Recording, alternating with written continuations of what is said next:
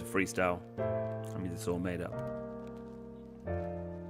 I'm thinking to myself, man, it would be nice if someone gave me tactics, tools, and advice, tips for me to get me more bookings. Well, let me tell you what Mark's got cooking. The Boostly podcast will tell you what you need to know. If you're in the hospitality show, owning property and you're renting it out, or maybe an Airbnb or a hotel, either way, he can really help.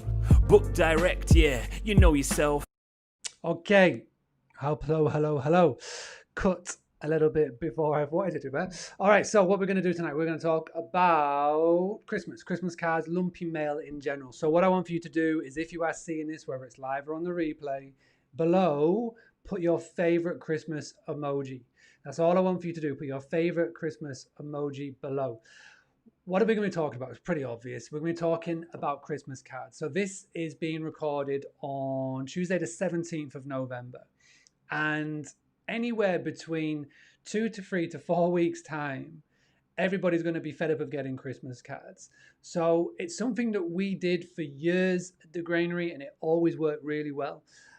We would start writing our Christmas cards after the half-term holidays, so basically start of November. We'd start posting them around about the 20th, and we would send between 500 and 600 Christmas cards. And the reason why is that it was, number one, it's nice to get something in the post. Number two, it's really good to keep top of mind. But number three, we would put a special coupon code in each of these Christmas cards that somebody could redeem, and we put a date on it. Now, what this meant was, for us, we would get so many pre-bookings for the next year before the next year had even started. So we could already plan ahead for our occupancy, our rates, our sort of budget for the year from just doing this. Every single time it had such a good return of investment. We would spend anywhere between, I don't know, including postage and all of the things, maybe a couple £100, and depends on how bespoke you went with the cards. We would range from doing them ourselves. One year we even printed them all out, which was insane. I wouldn't recommend that. You can go to a local printer and you could get them bespoke, or you could just go and just order them in, or just go to the local shop and just buy hundreds of them. So I think the best way to start off this is, number one, please make sure that you are collecting your guest information. I will explain later in this episode, in this podcast, on what you can do if you don't. Now, if you don't want to be doing hundreds, then here's a tactic that you can do. Number one, go through everybody that stayed with you over the course of the last couple of years. And what you're going to do is you're going to work out the 80-20 rule. So find 20% of the guests that either brought in 80% of the revenue, or just, really good time or good reviews. So you could either go down the revenue route, or just people that you remembered had an amazing time at you. Now that will instantly cut down hundreds into maybe 5 or 10 to start off with. And what you can do is you can handwrite a couple of real nice Christmas cards to somebody that has stayed with you over the course of the last couple of years. What you're going to write is totally up to you. But what I would always put at the bottom of the Christmas card would be something along the lines of, if you would like to pre-book your 2021 stay with us, then all you need to do is call us, give us your phone number.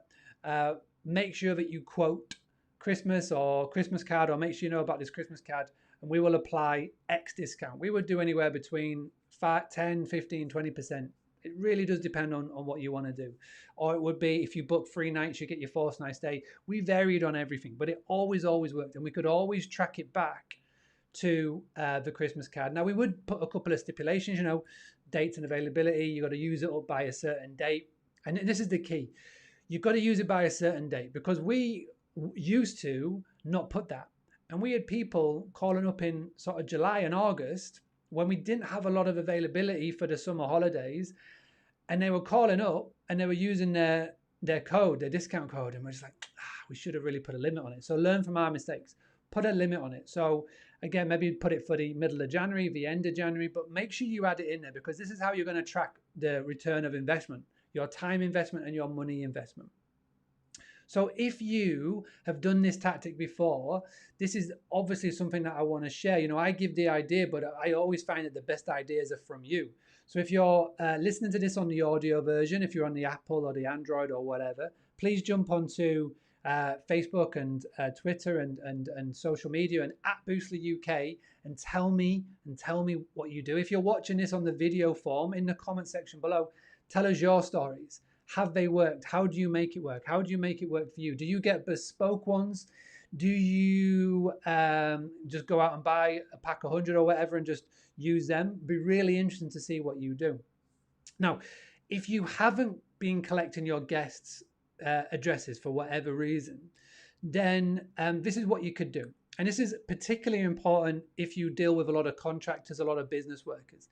Then what you can do, if again, working on the 80-20 rule, if 20% of your bookings from this year have come from one or two offices, particularly with key workers and, you know, contractors and whatnot, with all the restrictions that have been going on in 2020, if there's one office or one person, then what you can do is you can find out which office they're located at, and you could actually put in a lumpy mail or something, and you can go a little bit more than just a Christmas card.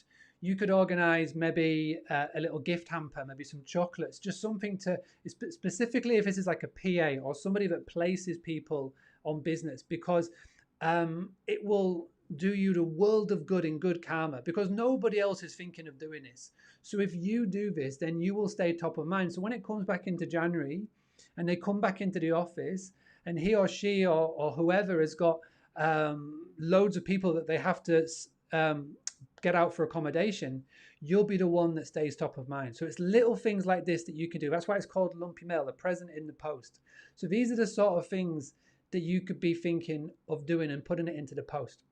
And the reason why I wanted to do this episode, and the reason why more than ever I wanted to do this now, is because if you think about 2020, if you think about everything that has happened, and it's every single person has got a story of how it's being affected. And with the world as we know it going more and more and more online, where less human interaction is happening.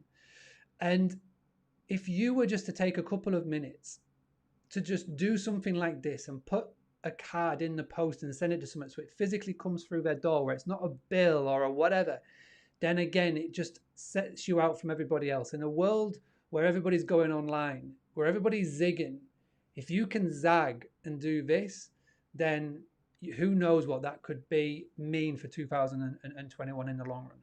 My top tip to finish with this is that if you are going to do this, don't send it on a plain white card. That's boring. It looks like bills. Get a nice, colourful card, something that stands out. So when all those letters drop in the post, yours is the one that they're going to reach to first. Again, I like to give the ideas. I love to see how you can expand on them. I can see everybody in the live video that's joining in, which is amazing. Please do leave your favorite Christmas emoji in the comments below. If you're watching this back on the replay, please share what you do. But most importantly, please can you share this video, share this link, share it in a Facebook group, share it with a friend, share it with a community, email it to somebody that could do with some of these tactics and tips. That's all that I need from you, from watching these videos and just from doing all this free content for you, is just help spread the word, make sure that other hosts know that there are something that can help them. Okay, that is the end of this episode. Thank you so much for tuning in. If this is the first time that you've tuned into a Boostly podcast episode, head to boostly.co.uk/podcast. We've got 10 seasons worth of material in there. You can start all the way back at episode 1, or you can just dip in and out. It doesn't matter what you are listening on, but if you are listening on, please do leave a review before you leave. It really does help us boost up the algorithms and keep us in the charts and keep people finding us. I know that this works because today I got a message on Instagram from somebody who lives in Bali, who found and discovered us on the iTunes chart, listened in, and then sent me a message on Instagram. So this does work, which is amazing. I can't believe that this is worldwide, but thank you. All right, I will be back very soon for another episode of the Boostly podcast. Until then, please make sure that you send out Christmas cards and do it within the next 7 days. If you are listening to this live, this is Tuesday the 17th. I reckon you've got 7 to 10 days to get these posted out. So you're at a thirst. You'd never want to be at the last. You don't want to be sending these on the 14th or the 15th of December, because then it's just people are fed up by then. Be the first. All right. Speak to you very soon. I will leave you, as always, with our sign. Take care. Speak to you all soon.